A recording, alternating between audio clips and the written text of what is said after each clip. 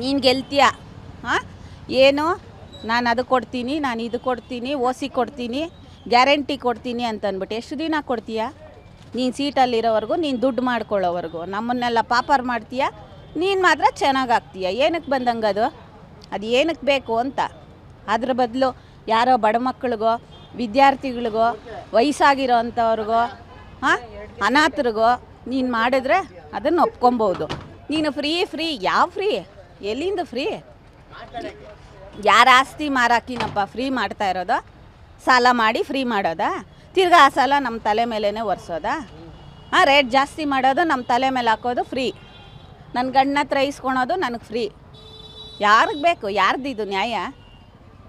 ಏನಕ್ಕೆ ಬೇಕದು? ರಾಷ್ಟ್ರಕ್ಕಾಗಲಿ, ದೇಶಕ್ಕಾಗಲಿ, ನಮ್ಮ ರಾಜ್ಯಕ್ಕಾಗಲಿ ಒಳ್ಳೇದಾಗಬೇಕು ಅಂದರೆ ಫ್ರೀ ಯಾರೂ ಕೇಳಲ್ಲ.